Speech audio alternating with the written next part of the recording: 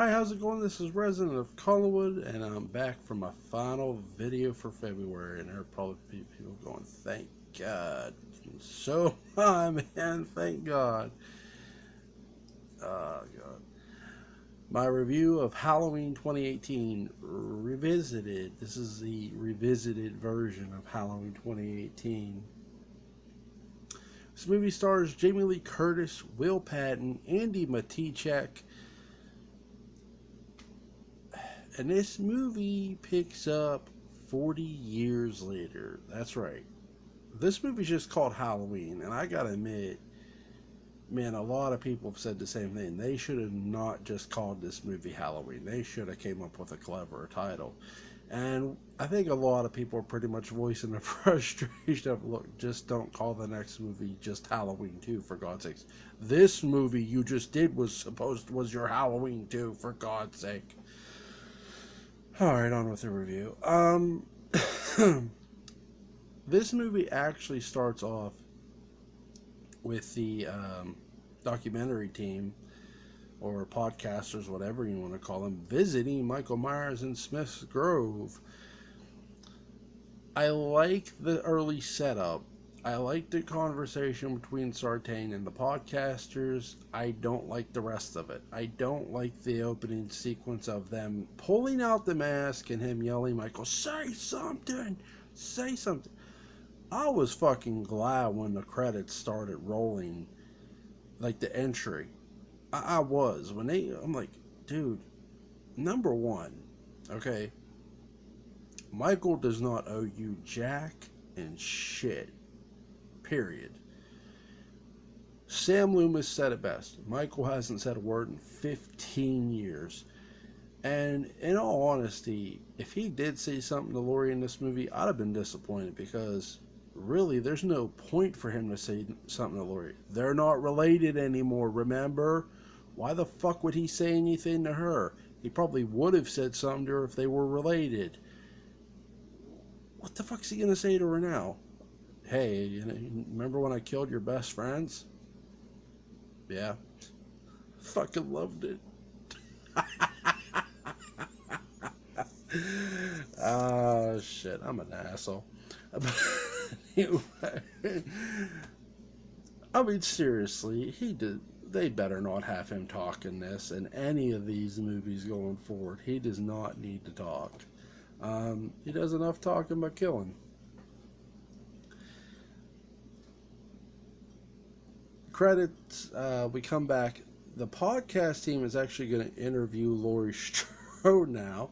And actually, real quick, I like Sartain saying he learned from Dr. Loomis. He studied under Dr. Loomis. It made sense. I believe Dr. Sartain there. There's a twist coming in with that character. We see the interaction with the podcasters and Laurie. I love Laurie is just a complete Laurie Strode in this movie with these podcasters is a complete bitch with them, and they deserved it too. I mean, they were. What did I think of the podcasters? They were in it for themselves, and that's sort of this movie. Everybody's out for themselves. The podcasters, Sartain, and even Laurie to a degree.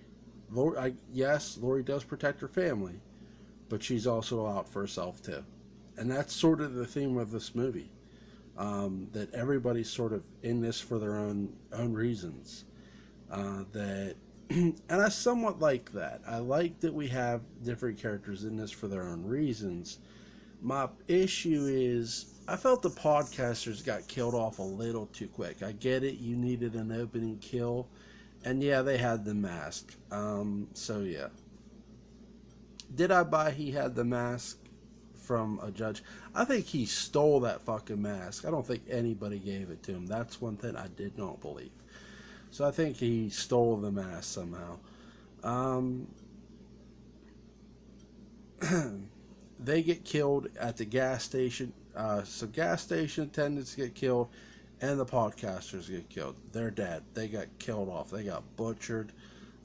We've come to learn that by the way, Dr. Sartain, I'm sorry I skipped over it. We see the bus crash. Dr. Sartain gets shot. Now, I want you to keep this in mind later because I'm going to call complete bullshit on something in this movie. Um, that I really feel they should have did something different. And I'm going to tell you what I feel they should have did for Halloween 2018 involving Dr. Sartain. Um, it involves the Myers house. That's all I'm going to say to you for now. But that kid shoots him, and I mean he shoots him like what, in the shoulder. So he's in pretty bad shape, and I think it's like in a right, either the shoulder or the right chest or something. And Sartain is somehow alive. The Michael slitting that kid's throat was it wasn't as brutal as everyone thinks, but I think that the way it was done was like, holy shit, he just killed a kid.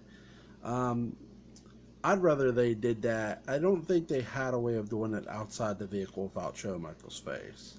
I wish that had been more done outside the vehicle. That would have been scary too. Um, Obviously, I said about the podcasters, they get killed. We know Michael's out there. Lori, I got you. She comes down the steps. See, your house is not protected. Jamie Lee Curtis's character in this is paranoid as hell, just like she was in H2O. I like that aspect because we're keeping the paranoia. No hallucinations in this movie. I was shocked by that. I thought we would get a lot of those. But no, she's wanting to kill him, and that's her agenda. He escapes. We meet Allison, who's played by Andy Matichak. I loved what she did here. What she asked Laurie Strode, her granddaughter. Why can't you just let Michael Myers go? I love that. That's sort of like what the audience I felt was asking, that hey, why can't you just let this go? It's been 40 years. And I like that. Just let it go. That you don't need to hold on to the past. This isn't your like, it's sort of like what I'm saying here. You're not his sister. You don't need to be his keeper. That's not your job. I think Allison spoke for audiences at that exact moment. And I loved Andy Matichak's performance in this. I do feel they could have helped her with certain things, and at times they left her hung out to dry, and I'm going to get to where. I love when the night sequences are the best sequences in this film, pretty much, because you have the kills. I wish they would have not showed any of the fucking kills in the trailer. I felt that took away from some of them. I wish they would have showed the boyfriend kill. That they didn't show. They could have showed that. I don't know why they did an off-screen kill there.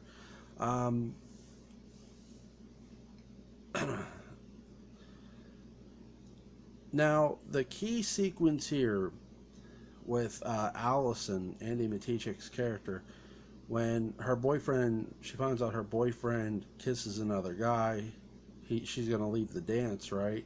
She leaves, he tosses her cell phone. They're trying to find her at this point, Jamie Lee Curtis's character. You also by this point in time, you met a character called Hawkins, who was played by Will Patton. I'm going to get to him by the end of this, I promise. I'm going to get back to him. I'm going to get back to a lot of this. I know I'm jumping, but trust me. That she leaves, and what you have here is another boy walks her home, and they hop over this fence, and they go into the yard. He tries to kiss her. She pushes him down and flips him off. She goes over the gate. Well, in the yard, Michael Myers just happens to be there. So this isn't a case of Michael's been stalking Allison. No, they're just in a wrong place. Well, the boy now is in the wrong place at the wrong time. Michael gets real close to him. The boy ends up running from him. And Michael does kill him on the gate. Allison comes back, sees his body. The gate is separating Michael and Allison. She screams and runs. You have a thing called Alice, stalking Allison. We were told by Blumhouse Productions that Michael would be, or Allison would be Michael's new favorite obsession. I'm sorry, that was not in this movie at all. That wasn't. We were lied to there. He did not stalk her. He did not follow her. He was killing completely at random. There was no design to go after her at all. Or Laurie. That none. None at all. And that's one thing that got me is you're trying to build Allison up, and she's more doing that by herself. She's not really getting any help from the killer. They did nothing for her. Just like, okay, in Halloween 1, you have Laurie Strode being stalked by Michael. You had Laurie Strode, who you felt sorry for because, here's this killer. You don't get that with Allison. Allison is more running from just seeing him and reacting to him. She's not running from him to the point of he's not chasing her. And that's a problem in this movie for me, that he was not chasing her at all. There's no stalking Allison at all. That's a mislead in the soundtrack. The score by Carpenter. That now in this movie, when she gets to a friend's doors, step there, have a drink of water. Now I know it's not this scene, but early on, Hawkins says that he was there 40 years ago. He was a first responder, and he stopped Dr. Loomis from killing Michael Myers. They really did nothing to help Will Patton, and Will Patton's a great actor. I mean, don't get me wrong. I've seen his movies, and he can hold his own with the best of them. But the thing of it is, again, this is where a flashback could have been huge. And here's what my flashback would have been. I want to know what you guys think. My flashback would have been, we're flashing back to the gunshots, post gunshots. Brackett pulls up to the house because he sees Loomis coming out of it, and Loomis says, "I shot him 6 times." We keep that from Halloween 2. And they're starting to follow the blood trail that Michael's leaving. Now remember, the cops have been called because Laurie sent the kids to the Mackenzies down the street. So now the cops are coming. Brackett and Loomis find him first, but right then Hawkins arrives, stopping Loomis from killing Myers. Brackett arrests Myers. Boom, you have your flashback. Boom, you have your tie-in. Boom. None of that. I still feel they could do that in the next movie, so I'm not going to kill them over this. But to me, this is why this movie only gets a 7. You chose Hawkins as your character to get this here, to this point, and you didn't. You didn't.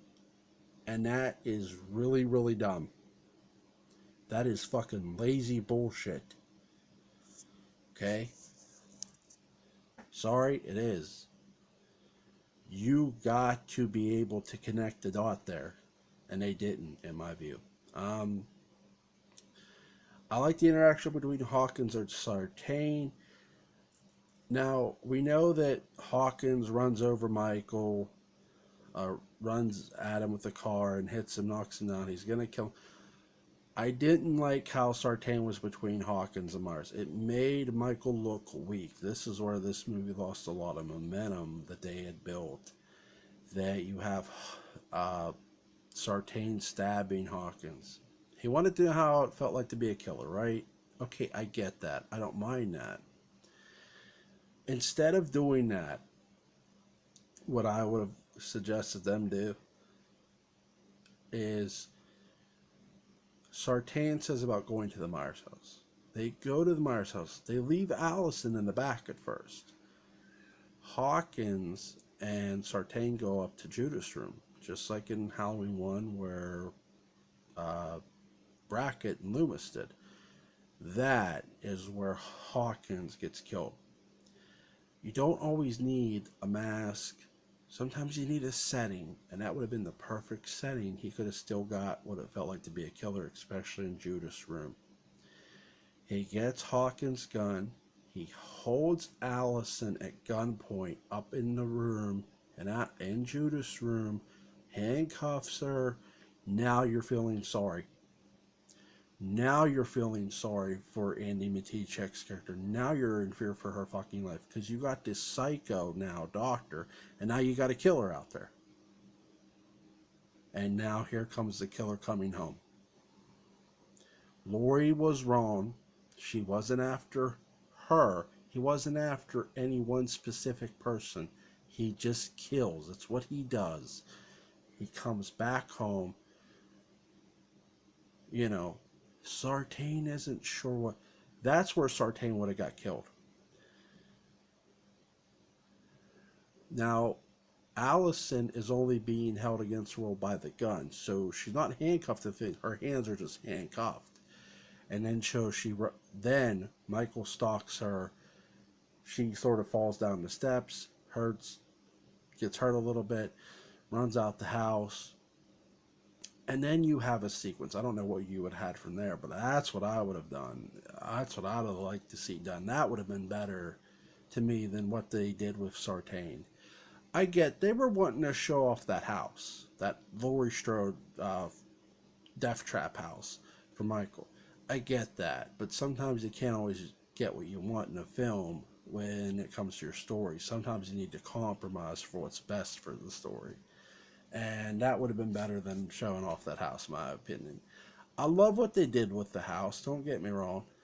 I wish Allison would have been stalked by Michael. We just did not get that in this film at all. I love the sequence in the house. I love how Karen Strode fools Michael. We get the Michael's on fire. I love the upstairs sequence. I love the fight sequence between Michael and Laurie. It was very H2O-ish. This movie gets a 7 for me. I hope we get a ton of characters in the new Halloween and and the next Halloween movie to expand this universe, man. We definitely need a ton of characters. I'll see you guys in March. That's been my review of the Halloween franchise. I hope you guys enjoyed this. Like, share, comment, subscribe. I'll see you.